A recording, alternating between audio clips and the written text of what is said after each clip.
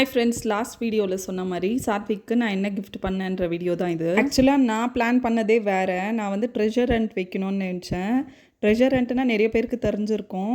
ஒரு ஸ்லிப்பில் எழுதி எங்கெங்கே எது இந்த கிஃப்ட் இருக்குதுன்னு கண்டுபிடிச்சிட்டு சரி லாஸ்ட்டாக ஒரு பெரிய கிஃப்ட் வைக்கலாம் அப்படின்றது தான் பிளானு.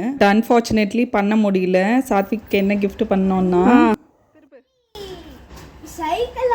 சைக்கிள் தான் பண்ணியிருந்தோம். அவன் ரொம்ப நாளாக கேட்டுட்டு இருந்த ஒரு விஷயம் சைக்கிள். பட் நாங்கள் வாங்கியே தரல. சரி 10 இயர்ஸ் ஆக போகுது, இதுக்கு மேலே சைக்கிள் ஓட்ட தெரிலனா ரொம்ப கஷ்டம் அப்படின்னு சொல்லிட்டு தான் சைக்கிள் வாங்கி கொடுத்துருந்தோம்.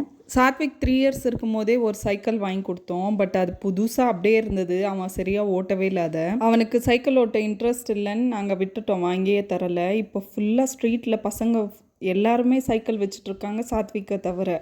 சரி அதனால் வாங்கி கொடுத்தா அவனும் ஓட்டிகிட்ருப்பான் அப்படின்றதுக்காக தான் வாங்கி கொடுத்தோம். சரி சாத்விக்கு சைக்கிள் கிஃப்ட் பண்ணியாச்சு. கெலிஸ்டாக ஃபீல் பண்ணக்கூடாது அப்படின்றதுக்காக ஒரு கலரிங் போர்டு மாதிரி ஒன்று வாங்கி கொடுத்தேன்.